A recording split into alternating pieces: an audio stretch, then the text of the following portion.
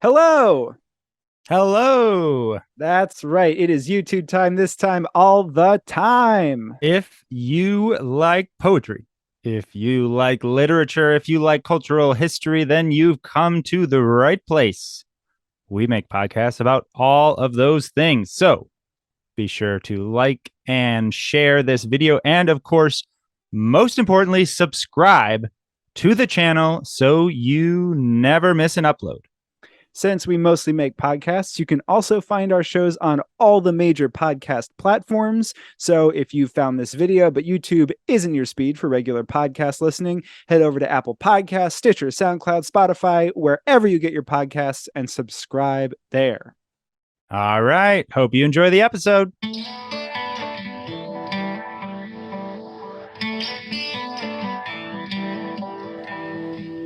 Hello, and welcome to another all-new episode of Close Talking. I am your co-host, one of your co-hosts, Jack Rossiter Mumley. And I am your co-host, another one of your co-hosts, Connor McNamara Stratton. I think it's time that we switch up our opening. I think instead of music, it's like open on a black screen, and then it's like coming at you down a dark road. Good poems. We got a book load. Oh, I'm a wow. poem man. Do-do-do-do-do-do-do. Yes, no, maybe? I think we should put it under consideration and submit it, to the select committee on openings, and, maybe it won't die in the Senate. I don't know. I certainly hope it doesn't, because I feel pretty good about it. Anyway, this is Close Talking, the podcast where we read a poem, talk about the poem, and then read the poem again. This week we are talking about Tenebris by Angelina Weld Grimké.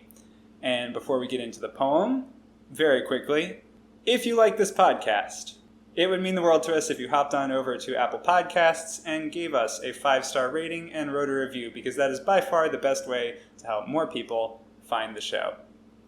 And it makes us feel so good when we read those reviews because, who doesn't like to hear something nice? Angelina Weld Grimké is a woman who was a part of the Harlem Renaissance. She herself was mixed. Her mother was white. Her father was actually also mixed. She wrote poetry, essays, and also plays. She had a couple of very well-known plays that were specifically anti-lynching plays, but she wrote on other subjects too. She was a fairly prominent woman writer from the Harlem Renaissance, and she was also a queer woman. There were a lot of different poems that she never published that point to this, and there were also letters between her and other correspondents that indicated, most scholars say pretty well beyond any doubt, that she was in fact queer, because there are a lot of love letters to women, and even one, I believe, where she talks about wanting one of her female friends, talking about wishing that she could be her wife. She came from a family of several prominent abolitionists, I think. She was born in 1880, so after the Civil War, but at least one side of her family was very active in the abolitionist movement. It had been a while since I had sort of gone through Harlem Renaissance literature, and I was really glad that we get to spend some time with Grimké because she's a great writer. This poem is so good and evergreen in a sad way. So Indeed, yeah, I think we're going to get into a lot of the evergreen aspects of this poem, but let's not go on any further without actually reading the poem. Here it is, Tenebris by Angelina Weld Grimké. There is a tree by day that at night has a shadow. A hand, huge and black, with fingers long and black, all through the dark against the white man's house. In the little wind, the black hand plucks and plucks at the bricks. The bricks are the color of blood and very small. Is it a black hand, or is it a shadow? And that's the whole poem. it's very short. Shorter than a sonnet. It is shorter than a sonnet. It has many fairly short lines, so I think it looks a little bit longer than it actually is on the page, but reading it, you get a real sense. That's one of those times when I found reading it aloud really beneficial to actually realize how short and condensed the poem was, because on the page, it's not long, but it's enough lines to start confusing you about its length, I think.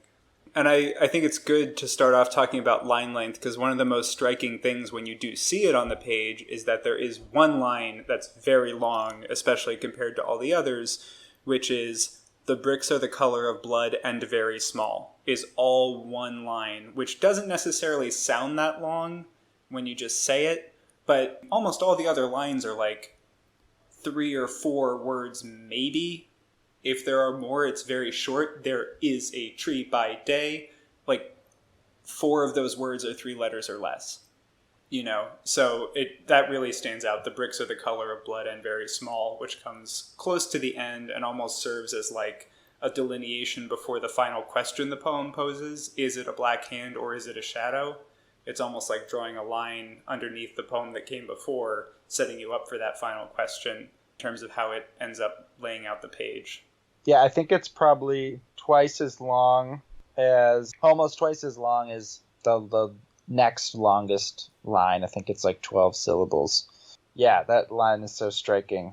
Okay, I have a lot of questions and thoughts, but before we dive too deep, we often do a little play-by-play, a little summary action. This one is pretty straightforward, I think. The speaker is talking about a tree, and at night has a shadow that sort of spreads across a house, the white man's house, and the poem describes the black hand of the tree's shadow, which one reading of it could be, the branches of the tree are like the fingers in the hand or something like that, is plucking at the bricks of the house. And then the speaker asks, is this a black hand or is this a shadow?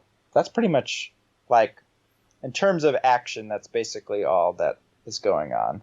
Yeah, the only real sense of any time happening is that little bit where you hear about the little wind and the black hand that plucks and plucks. It's sort of almost a very quick snapshot scene where you kind of get an image and then it has that little bit of motion to it, but that's about it. Yeah, you're pretty locked into the moment.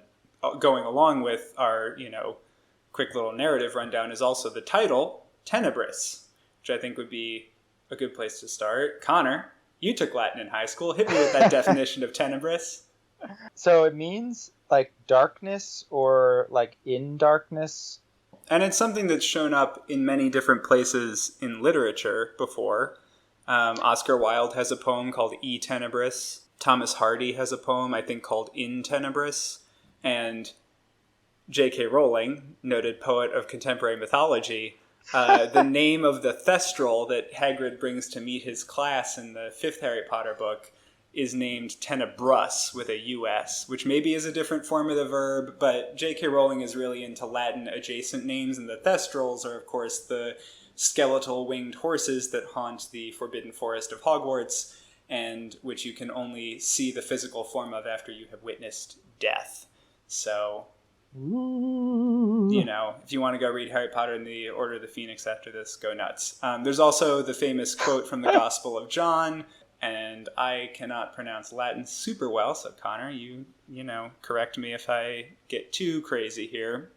But et lux in tenebris lucet, et tenebrae cam non comprehenderant. Et lux in tenebris lucet et tenebrae eam non comprehenderant. Right. And give me the official definition on that one. Your learned counsel is needed. Oh gosh. Well, so et is and, lux is light, tenebris is darkness, lucet is the verb, which I guess would be shine probably. So, and light shines in the darkness, and the darkness, comprehended it not. Right. Okay. And I know that line has shown up as a reference point in a number of different pieces of literature throughout the years. It's sort of it's a good line that's gotten pilfered and is used sort of, as little epigrams here and there to make points. Yeah, and it's interesting, like there's a reading of the poem of it's like, if you have your narrative thing and then you go like one step below to like what it means, there seems to be like a pretty clear, if very, very, very, very basic meaning of the poem, I think. Insofar as, you have this tree that has a shadow that is compared to a black hand that is sort of plucking at the bricks, the blood red bricks of a white man's house.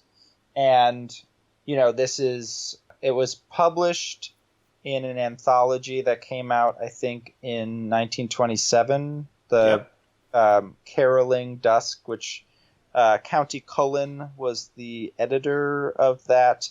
So, it's right in, the era of Jim Crowe. And, as we talked about, she had, I think, probably before this written a play, strong anti-lynching play. So to me, there's like at least one very basic reading of it is like, in the face of the bloody violence imposed and wrought by the white man's house and by white supremacy and Jim Crow era lynching violence, but also other kinds, there is a black resistance to that violence and to that house, maybe subversive, or it's not although there is this kind of resistance, it's not a direct call to the black hand in the poem is not burning down the house, right? It's sort of plucking at the bricks.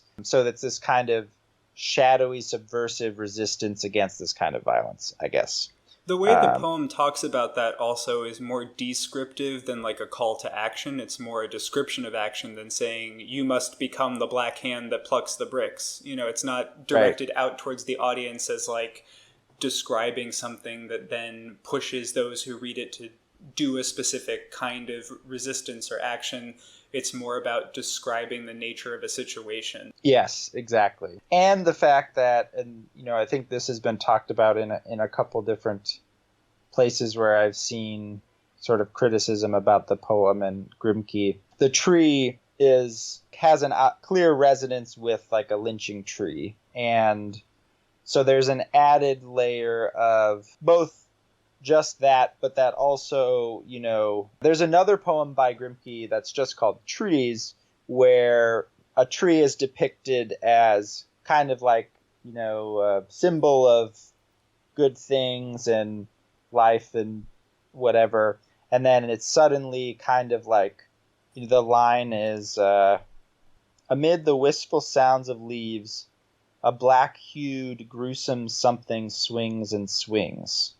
And that kind of like erupts out of nowhere from this like seemingly harmonious, peaceful poem about trees. So there's like, in terms of like, I guess I'm thinking about, there's the tree that is the metaphor. What is it a metaphor of? There's at once kind of like the tree being a force of, black resistance, but there's also kind of the black body being hung from the tree or swinging from the tree, that's like also doing maybe a kind of haunting or something like that, if that makes sense. Obviously, I started off saying that we had a clear reading, and as soon as I started getting into it, things quite get muddy and very muddy indeed. As so often happens. Yes. I totally agree with what you are describing, because reading through it, I think you're inescapably thinking about lynchings in the context of trees, and particularly the invocation of the white man's house, or the bricks the color of blood. Like, it's trees and violence in the 1920s, like written by Angelina Weld Grimké. Like, you're in that space. It comes about 10 years later, but I was kind of inescapably thinking of Strange Fruit, which was eventually the Billie Holiday song, but was originally a poem by Abel Meeropol So just thinking about this sort of poetic tradition of trees and how they were showing up in poetry and art at the time, like that's a theme that runs through these essentially interwar years, which were part of this real low point for Black life in the South in the United States. There's this really interesting article that I found that's mostly about lynching photographs, but it references the Tenebris poem, and I thought it was kind of relevant here. Started by mentioning the poem as like Tenebris could provide the caption to this one photograph of a lynching, but then the critic goes on to talk about perhaps the poem is part of the trope of the accusatory black finger come to haunt the American national psyche for all the harm it has inflicted upon black bodies. But what is interesting about this picture, not only what the dead black body is possibly doing to haunt the White House, but also what the White House is doing to taunt the black body, which strays a little more from the poem itself. But there, I guess that photograph, talking about that, thinking about that passage, there's this binary relationship in the poem between the white man's house, and the black tree, or the black hands of the tree. There's a lot of ambiguity, I think, in the poem that is deliberate. When you get to the very end of the poem, is it a black hand or is it a shadow? Grimké could have easily made that a declarative statement. It's interesting, you were talking about how the poem is descriptive and not like prescriptive as a call to action, but then even by the end, it sort of retreats from even a descriptive certainty, where it's like, is this a black hand or is this a shadow? I have some thoughts, but I was curious about what you made of either the ending or, I don't know, the kind of the idea of using like a shadow of a tree as a symbol in this way. Definitely. I was thinking about that quite a bit, because this poem is also not the only time that she likened a tree to a black hand or finger, because she actually has a poem called The Black Finger, which is short enough that I think I'm just going to read it real quick, because I think it's informative in thinking about this poem, and this poem is informative in thinking about that one. The Black Finger. I have just seen a most beautiful thing, slim and still against a gold sky, a straight black cypress. Sensitive, exquisite, a black finger, pointing upwards. Why, beautiful still finger, are you black? And why are you pointing upwards? So that is interesting to me, because it sort of mirrors this poem in that it also ends on a question, and it's also about trees and, to some degree, blackness. And those questions in that poem feel more pointed than this one, which made me reflect more on why is this question seemingly, in one reading, maybe diffusing some of the power that was built up in the poem, because it's injecting this note of uncertainty to one of the first things that is declared, which is, there is a tree by day that at night has a shadow, a hand huge and black. So it takes this very quick train of tree, which is then in some sense maybe empowered or given life by the darkness that casts this shadow, which is transformed into a huge black hand. But then you almost ramp back down at the end, where this chain you've run through from tree to shadow to black hand is then going black hand, or is it a shadow? And then maybe is it going back to a tree, even though it doesn't say that at the end? So is this maybe giving us a sense of like what happens over the course of the night, every night in darkness, as the poem would tell us? Is this the sun beginning to rise at the end, where you start to question even the nature of the shadow? And then in that context, thinking about dark, light, white, black, does that point to the position or lack of power that this black hand has, which is indicated, I think, by the lines, the black hand plucks and plucks at the bricks are the color of blood and very small. What I was thinking about there is both plucks is an interesting choice, and we sort of talked about that a little bit, of like, it's not sweeping aside the bricks or setting fire to the house, it's like these small actions. But then the main thing I was thinking to myself, because the color of blood is kind of obvious as like a really forceful way to describe red bricks, but why are they small? why are the bricks very small? I haven't seen small bricks. Bricks are not uniform in size, and particularly in the 20s, there were a lot of places making their own bricks that might be slightly different, but very small. Why are they very small? And it made me think that by making the bricks very small and talking about the white man's house, which obviously the most immediate connection is a plantation house, but I think it's pretty easy to also read it as maybe the White House or as a stand-in for the establishment of white society. If it's made of these very small bricks, and we know that in the United States many of the monuments that exist, there's even a joke in Spider-Man Homecoming, not really a joke, but they make a joke out of the fact that the Washington Monument was partially built by slaves. And so was the White House. And, the country was built on the backs of unpaid and exploited labor. So when the bricks are very small, it means that many more had to be laid to build this house. So it accentuates the pain that went into its construction. It also accentuates the futility of plucking at them, because if you're plucking at bricks that are very small, you're making less of an impression against them. So it both accentuates the pain of creation and points back to the futility of the Black Hand's work against it. And so that's sort of where I went with that, like what's going on at the end. It's this re-emphasis of the struggle to create any sense of power that is durable and lasting. Because, as I said, the feeling I got from that last two lines of question, is it a black hand or is it a shadow, is that this is almost like Penelope in the Odyssey, who every night undoes the stitching on the tapestry she does during the day, because the deal she's made with the suitors who have come while Odysseus is away is that when she finishes her tapestry, she'll pick one of them to marry. But every night she takes the threads out, but then every day she's forced to stitch more, and it does, in fact, grow slowly. It's like that kind of futility of like, whatever work this shadow can do in the night, the sun always comes. It always transforms from black hand back to shadow, back to static tree during the day. And then whatever it did during the night is undone in the light. It's almost like the reverse Penelope. I know I went a lot of places there. Sorry. No, that's great. That was where I went. To start in yet another place that might get us to a similar place, one way that I was starting to think about how to read the ending was just, it's funny, in the beginning, there is a tree by day that at night has a shadow.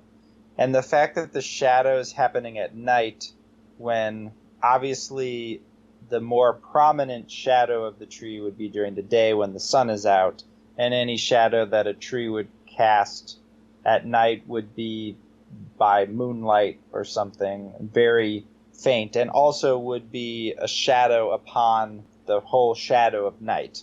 And now thinking about what you were saying about the work being done at night that then becomes a shadow during the day, or the work becoming undone when the sun comes out, you can only kind of ask the question, like, the tree's shadow is clearly a shadow during the day, perhaps, and maybe not a black hand, whereas at night, because it's essentially like black on black or darkness on darkness, you actually can have uncertainty, or you can perhaps be able to imagine this as a black hand rather than the shadow of a tree.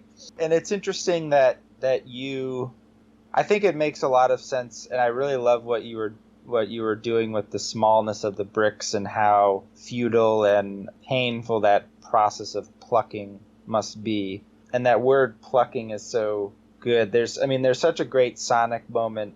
Throughout the poem is very rich with sound, but the kind of the ka sounds, like huge and black, fingers long and black, that then returns to the black hand plucks and plucks at the bricks. The bricks are the color of blood and very small. Like, plucks and bricks are, the two main words along with dark that have the ka sound, with black.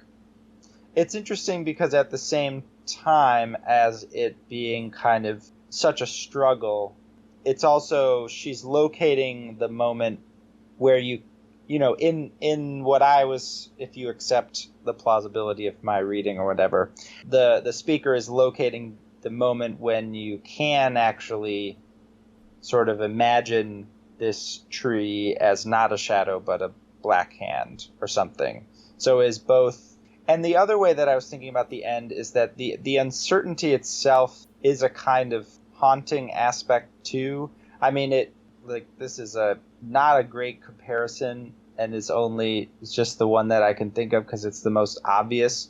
But in a horror movie, the scariest times, or the times when the characters feel most under threat, is like when they don't know what's going on, right? And always in a horror movie, when the thing is finally explained, the horror movie loses all of its power, at least in my head. And there was a lot of talk about that in the Alien franchise when Alien Covenant came out, and they actually showed an entire xenomorph in the full daylight on top of the spaceship in the trailer, and everybody was like, "What are you doing? We loved Alien because it was like hidden and creepy on the spaceship because they had no money in the 70s. This is a travesty." I haven't seen the movie, but that was like the biggest complaint, and I feel like that's maybe the best franchise example of like going from one extreme to the other. Yeah, that's funny. Yeah.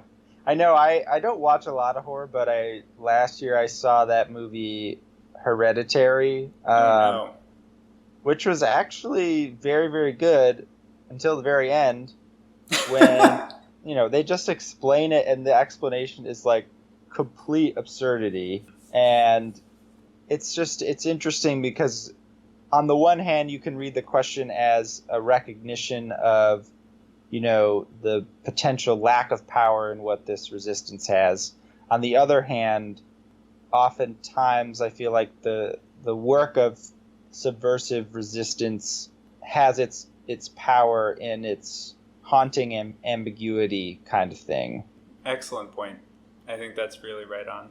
It's also, and I don't know the answer to this question, but the poem changes a lot depending on who the audience is. To present a crude binary, if the poem were only to a white audience, I feel like the question has a lot more power, or its hauntingness is more pointed, and in the passage about the photograph, if the black body and the tree is haunting the White House, if the poem is to only white audience, then it's doing its haunting better by the question being asked. But if it's only for a black audience, you could imagine it being like less about that hauntingness and more being like, what is the resistance work? What is it that we're really doing, or something? Or is this accomplishing kind of what you were talking about? What is the power in this plucking or something? A, obviously I have no idea who Grimké was writing toward, and B, I'm sure it's never like as clean cut as only this or only that. Although interestingly, we just talked about in our last episode about Toni Morrison, some poems that she wrote, and one of the great moments, two great moments from Morrison of many.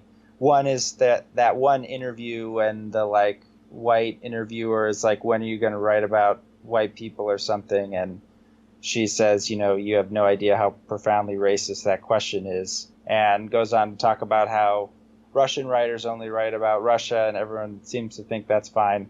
And so for her to only write about black characters is not a quote unquote limit on her work, as the sort of the interviewer's question assumed, in the question. And the other thing was that she talked about how certain writers like Richard Wright and Ralph Ellison, in their works, she said about Invisible Man, Toni Morrison was like, invisible to whom? Certainly he was not, that man is not invisible to me. She sort of said that Ellison was kind of writing for, at least in part, a white audience. James Baldwin had a short I guess you would call it essay on the same subject, where there was a young black poet who had said something along the lines of, I don't want to just be a black poet. Essentially, when I grow up, or like when I become successful, I don't remember the exact terminology, but it's saying he wanted to be something, quote unquote, like more than a black poet. And Baldwin is reflecting on both how profoundly sad that is, and like what are the conditions that could create somebody who is thinking that way about their success in like a literary field specifically, where it's like, why is blackness a limit in that context? And has some of the same kind of statements, which is basically like, well, if you grow up and everybody tells you that it is, then maybe you're going to start thinking that way. It doesn't need to be and it shouldn't be. And he hopes that this young poet grows beyond that. Yeah. Oh, that's really interesting.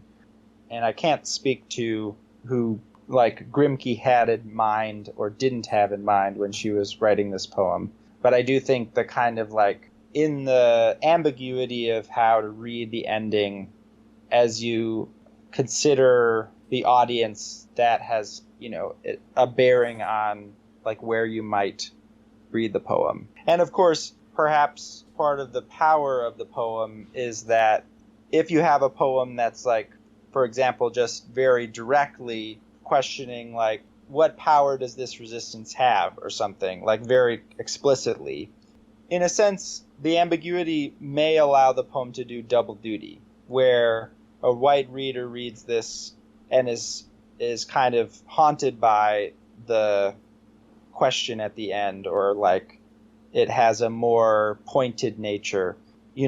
Black reader or a reader from a different subject position reads this and gets a different reading out of it. It's the same poem, but it's just, it's now that I'm thinking about it, this would be a great teaching poem, because when people are first starting to write, the question of ambiguity is such a hard one, because when it's done badly, it's just unclear. It's just like, I don't know what you're talking about. It's like, is the pear your mother? Is it God? Is it a pear? Are you eating the pear? Is the pear also an apple? Like, we just don't know what's happening. But when ambiguity, apple with a cool shape.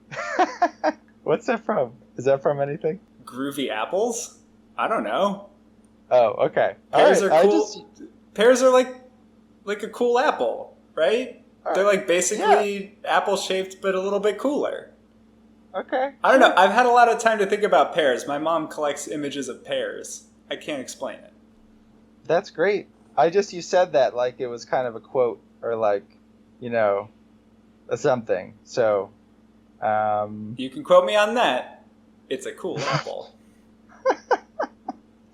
At any rate, good ambiguity is precise, and I think the simplest way to explain it is there's a huge difference between 100 possible readings and 5 possible readings, or 2 possible readings. And if you can say clearly there's like 3 readings, or then you can have a kind of productive ambiguity. If it's like could literally be anything, then you might as well have just given me a crumpled piece of paper with a couple zigzags on it.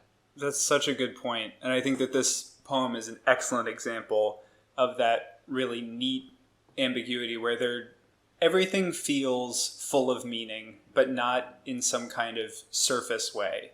It feels like there are several intentional directions it wants you to go in. I recently rewatched the film No Country for Old Men, and I had this intense reaction to it that is very much along these lines, where it's never telling you explicitly how to take what's going on, but every scene in it is just full of meaning and possible meaning, and it always feels like there are 2 or 3 directions that you could legitimately go analytically with every scene, even both on like the visual level, the dialogue level, the overarching, if you want to call it a story level, because it's a little bit more fragmented and impressionistic. But like that movie for me, and I know that some people's mileage varies with it on how well it works, but I think that movie is a great example of this kind of level of like ambiguous but super meaningful and interesting. The only other thing is that I found this great resource, which was just called On Tenebris, which is like 3 different people who have written about the poem, and it excerpts the parts of their various articles that are about it. We'll link to this.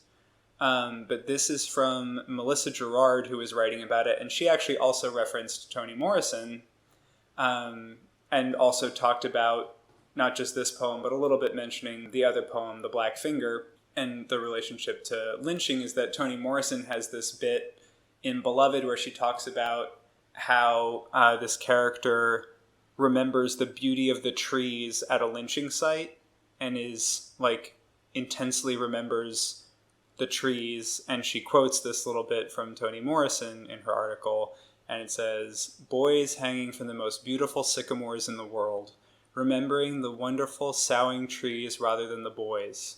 Try as she might to make it otherwise, the sycamores beat out the children every time, and she could not forgive her memory for that." There's more like analysis around that in the article, but just thinking about that excerpt and these poems, it added another layer to my experience of reading and thinking about these poems and juxtaposing the violence with the natural beauty that is present, and particularly thinking about her other poem just about trees. And she has a couple of other poems that are very focused on the natural world and very rich in their description of it. Just thinking about all of that together was made the whole experience of thinking about this poem more meaningful for me. So I just wanted to slip that in there. Yeah, oh, I love that. Should we read it again? Let's read it again. Tenebris by Angelina Weld Grimké. There is a tree by day that at night has a shadow. A hand huge and black, with fingers long and black. All through the dark, against the white man's house, in the little wind, the black hand plucks and plucks at the bricks. The bricks are the color of blood and very small. Is it a black hand, or is it a shadow?